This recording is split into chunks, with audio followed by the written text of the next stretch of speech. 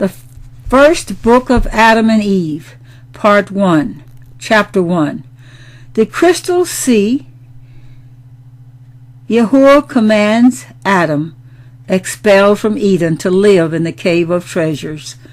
On the third day Yahuwah planted a garden in the east of the earth, on the border of the world eastward, beyond which, towards the sun rising, one finds nothing but water that encompasses the whole world and reaches to the borders of heaven. And to the north of the garden there is a sea of water, clear and pure to the taste, unlike anything else, so that through the clearness thereof one may look into the depths of the earth. And when a man washes himself in it, he becomes clean of the cleanness thereof, and white of his whiteness, even if he were dark. And Yahuwah created that sea of his own good pleasure, for he knew what would come of the man he would make, so that after he had left the garden, on account of his transgression, men should be born in the earth.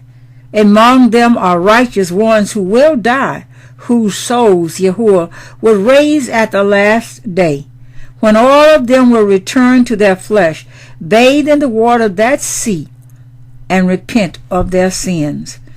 But when Yahuwah made Adam go out of the garden, he did not place him on the border of it northward.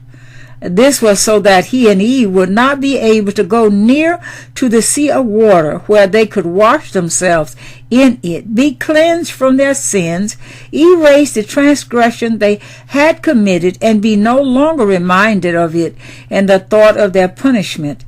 As to the southern side of the garden, Yahuwah did not want Adam to live there either, because when the wind blew from the north, it would bring him on that southern side the delicious smell of the trees of the garden. Wherefore Yahuwah did not put Adam there.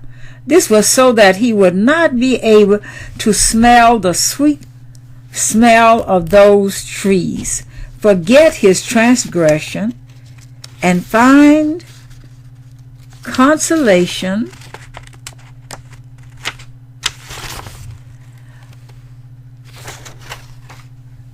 for what he had done by taking delight in the smell of the trees, and yet not be cleansed from his transgression.